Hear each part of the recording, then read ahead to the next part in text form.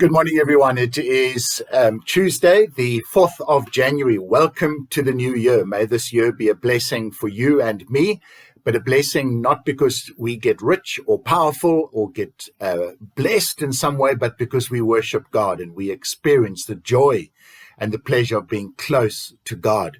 That is my prayer for all of us this year.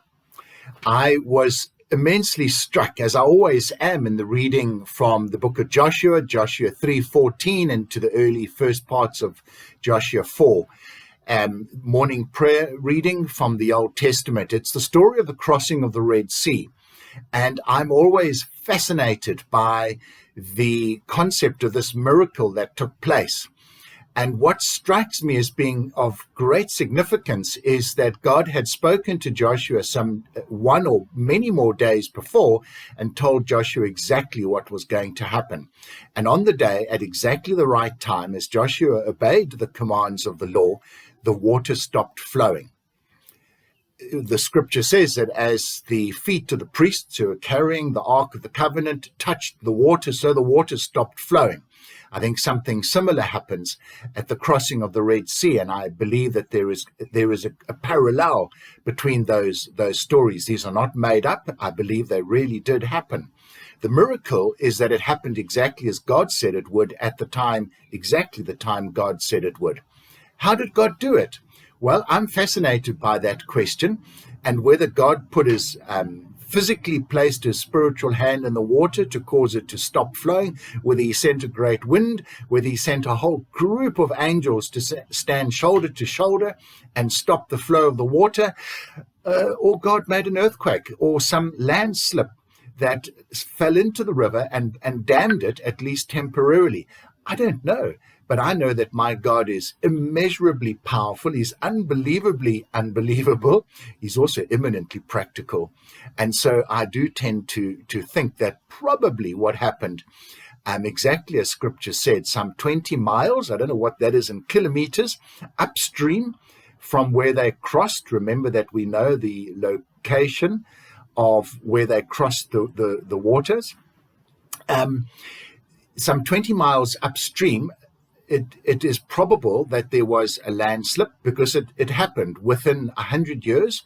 It is recorded that a landslip happened in that exact same place at the town or the old location of a town called Adam, and it blocked the river. And if it was some 20 miles upstream, that's 30 odd kilometers, then the timing had to be absolutely precise, that as the priests put their feet into the water at that very moment was then subsiding exponentially such that they were able to cross on dry ground. And for it to, that landslip, that little dam, to remain until such time as the Israelite nation, this is not some scraggly small group of people, had crossed over.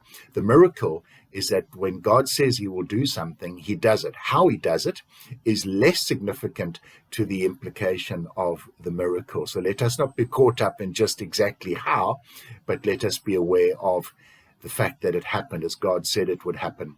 The other intriguing thing is that God used the water in the crossing of the Red Sea, which in those days, I'm led to believe by the theologians, was in fact a legal principle. We might have a judge who makes a ruling. America, it's a jury who makes a ruling, and the judge just applies his or her mind to say, yeah, that sounds eminently practical. You haven't broken any rules, but the ruling of the jury stands.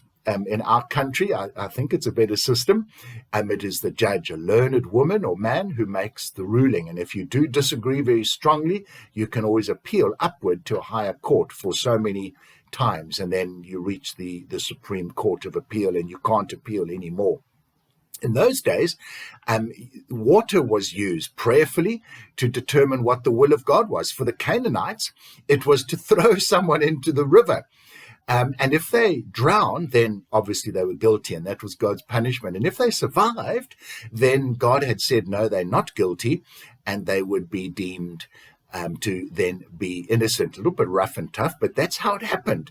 That was the legal precedent of the time. So here is God going into the water, symbolized by the Ark of the Covenant, being carried by the priests who stand in those days, the Old Testament priest standing as an intermediary between the people and God, representing God to the people, and God stands in the river, and the river stops flowing.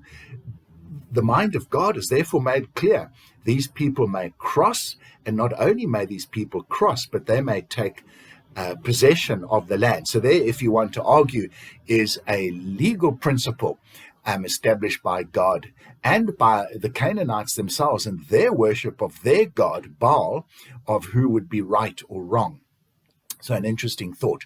But I want to conclude because the other interesting thing is the use of symbol. The people were told, 12 strong men, one from each tribe, to pick up a stone, put it on your shoulder, in other words, a fairly big stone, and to carry that from the middle of the river, which is now dry, all the way out to where you would camp and spend that night. And there you were to build a pillar as a memorial, a symbol of what God had done, so that when your children later say, what are these stones doing here? You would say to them, this is a memorial, and it would be a teaching, a pointing back in time to an event that had taken place. And so let us not also then run away from the memorial or the sacraments or the symbols that we use in our church that point to something bigger than us. Let's not worship the memorial. It was not the stones that caused the crossing. It was not those 12 rocks that caused the river to stop flowing. They simply pointed back to an event in time and in history, the intervention of God. And was that intervention of God, however he chose to do it, that was the miracle. So let us not run away from those memorials and symbols and sacraments that we use in our church.